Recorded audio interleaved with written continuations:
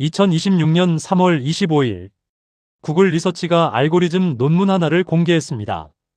그 다음날 삼성전자 주가는 4% 넘게 무너졌고 SK하이닉스는 6% 이상 급락했습니다.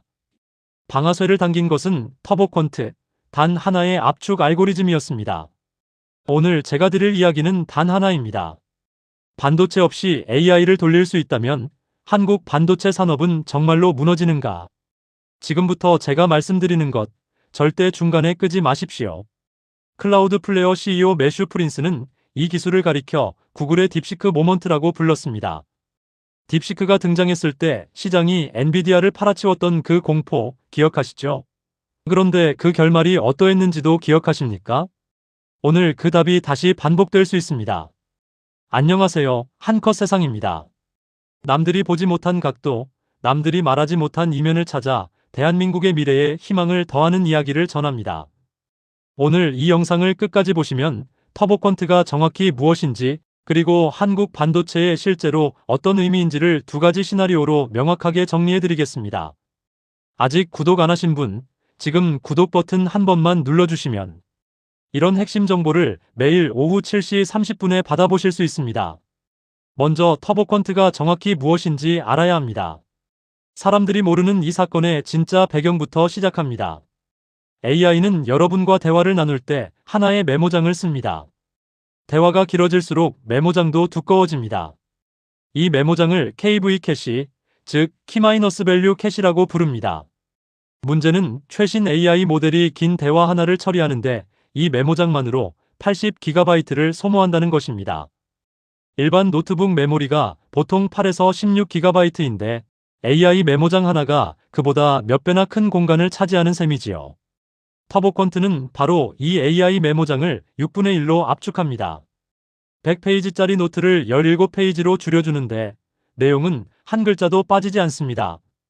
게다가 이 얇아진 노트를 넘기는 속도는 8배 빨라집니다.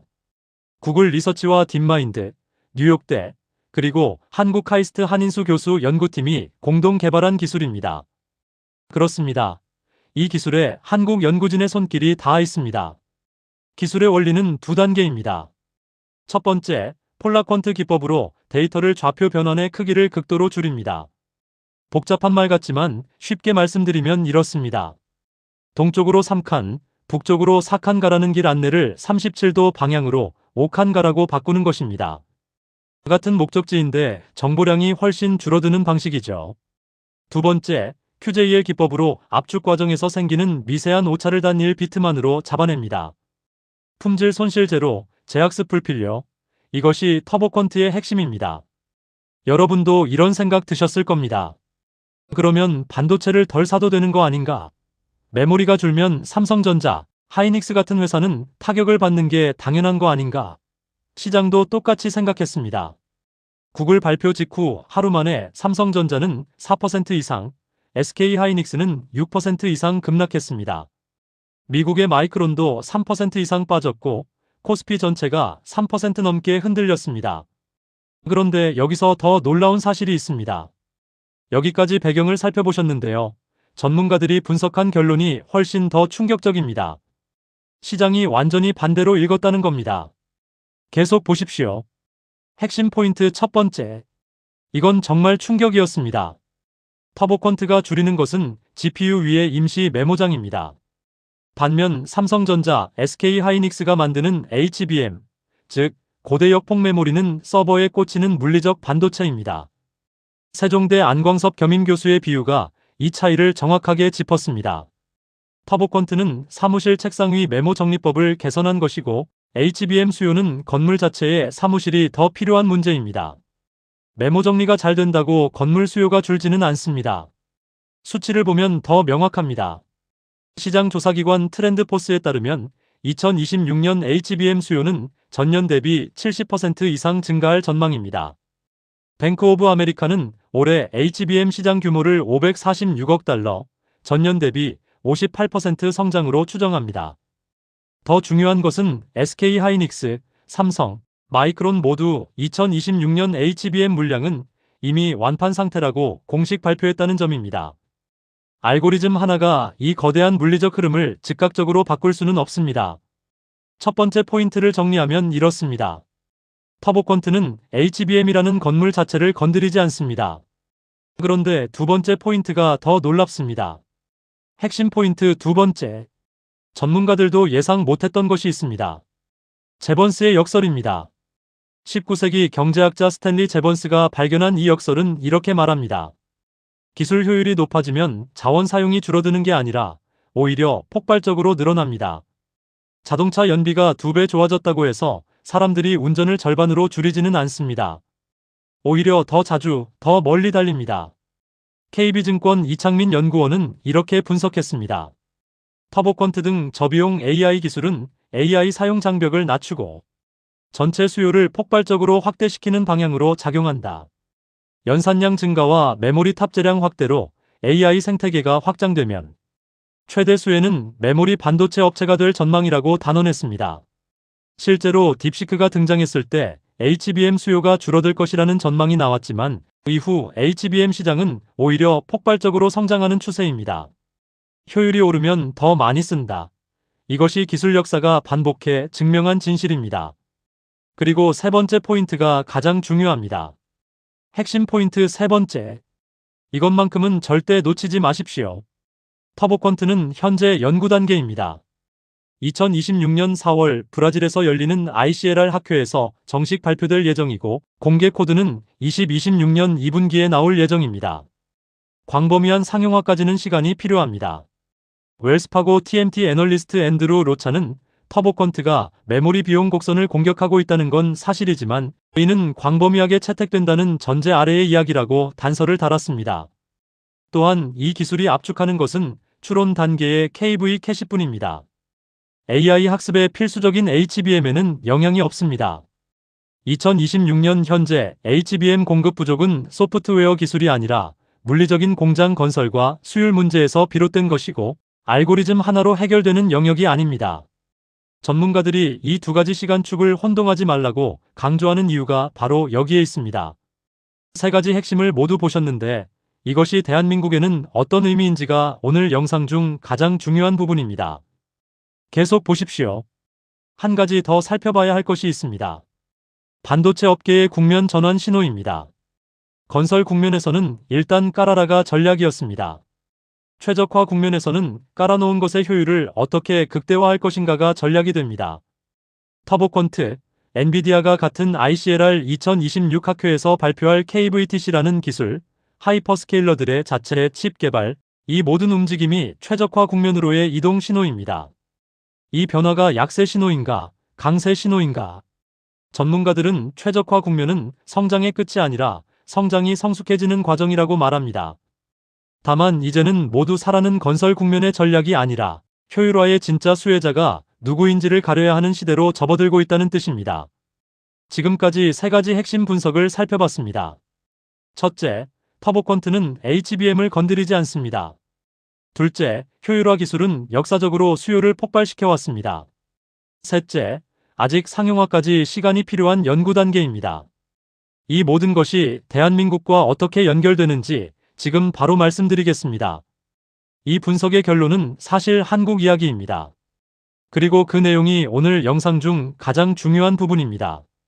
그래서 대한민국에는 어떤 의미인가부터 살펴보겠습니다. 먼저 좋은 소식입니다. 이 기술에는 한국 카이스트 한인수 교수 연구팀이 공동 개발자로 참여했습니다. 터보퀀트의 핵심 기반 기술인 폴라퀀트가 한인수 교수가 참여한 기존 연구에서 나온 것입니다. 한인수 교수는 AI 모델의 성능이 커질수록 메모리 사용량이 급격히 증가하는 것이 가장 큰 한계로 지적되어 왔는데 이번 연구가 그 병목을 효과적으로 줄이면서도 정확도를 유지할 수 있는 새로운 방향을 제시했다고 설명했습니다. 이제 두 가지 시나리오를 제시하겠습니다. 시나리오 하나, 위기 시나리오입니다. 만약 터보퀀트가 빠르게 상용화되어 AI 추론 메모리 수요를 실질적으로 줄인다면 삼성전자와 SK하이닉스는 단순히 더 큰 용량의 메모리를 만드는 전략에 안주할 수 없게 됩니다. CXL 기반의 메모리 풀링 기술처럼 유효 자원을 효율적으로 나누고 관리하는 복합적인 솔루션, 소프트웨어와 하드웨어를 통합하는 지능 경쟁으로 넘어가야 합니다. 변화에 늦으면 뒤처집니다. 시나리오 2, 기회 시나리오입니다. 역사적으로 효율화 기술은 메모리 수요를 오히려 폭발시켜 왔습니다. 터보퀀트로 AI 서비스 진입 장벽이 낮아지면 더 많은 기업이 AI를 도입하고 더 많은 서버가 깔립니다. 메모리 수요는 구조적으로 더 커질 가능성이 높습니다. 2026년 HBM 물량은 이미 완판 상태이고 HBM 시장은 58% 이상 성장 전망입니다. 이 구조적 성장의 중심에 한국 기업이 있습니다. 전문가들은 이렇게 분석합니다. 단기적으로는 주가에 하방 압력이 올 수 있지만 중장기적으로 메모리 반도체 수요의 구조적 성장 추세는 유지될 가능성이 높다. AI 모델의 거대화, 에이전틱 AI의 확산, 온디바이스 AI 시대의 도래 등 메모리 수요를 견인하는 거시적 트렌드가 여전히 강력하기 때문입니다. 한국의 삼성전자와 SK하이닉스는 이 구조적 성장의 핵심 공급자입니다. 이 중에서 여러분이 반드시 기억하셔야 할 한 가지가 있습니다. 단기 주가 변동과 장기 산업 방향을 혼동하지 마십시오. 여러분 개인이 실천하실 수 있는 3가지를 말씀드립니다. 첫째, 알고리즘 발표에 따른 단기 주가 공포에 휩쓸려 장기 보유 전략을 바꾸지 마십시오. 둘째, 터보퀀트가 상용화되는 2026년 2분기 이후 실제 시장 반응을 확인하고 판단하십시오. 셋째, 한국 반도체 기업들이 소프트웨어, 하드웨어 통합 전략으로 어떻게 대응하는지 지켜보십시오. 기술의 발전이 하드웨어를 대체할지 아니면 새로운 날개를 달아줄지 이것을 판단하는 것은 결국 우리의 전략적 선택에 달려 있습니다. 오늘 우리가 함께 살펴본 것을 하나로 모아보겠습니다. 구글 터보퀀트는 AI의 임시 메모장을 6분의 1로 줄이는 기술입니다. 시장은 이를 반도체 수요 파괴자로 오해했지만 전문가들의 진단은 정반대입니다. 터보퀀트는 HBM이라는 건물 자체가 아니라 책상 위 메모 정리법을 개선한 것이고 역사적으로 효율화 기술은 수요를 폭발시켜 왔습니다. 이 한 가지만 가져가십시오. 단기 공포와 장기 방향을 구분하십시오. 2026년에 HBM 완판 상태, 58% 성장 전망, 이것이 현재 대한민국 반도체 산업의 실상입니다. 알고리즘 논문 하나가 이 물리적 흐름을 즉각 바꿀 수는 없습니다. 대한민국의 반도체 산업은 위기를 만날 때마다 더 강해져 왔습니다. 카이스트 연구진이 이미 구글과 함께 차세대 AI 압축 기술을 공동 개발하고 있다는 사실이 그 증거입니다. 기술이 바뀌면 한국은 그 기술을 선도하는 자리에 서왔습니다. 이번에도 다르지 않을 것이라고 저는 확신합니다. 다음 영상에서는 HBM 패권 전쟁을 다룹니다. 삼성전자와 SK하이닉스, 그리고 미국의 마이크론, 이 세 회사 중 진짜 승자가 누구인지를 데이터로 분석해드립니다. 반드시 보셔야 할 영상입니다. 다음 영상 알림을 받으시려면 지금 구독 버튼을 눌러주십시오. 오늘도 끝까지 함께 해주신 여러분, 진심으로 감사드립니다. 남들이 보지 못한 각도, 남들이 말하지 못한 이면, 한컷 세상이 매일 찾아드리겠습니다.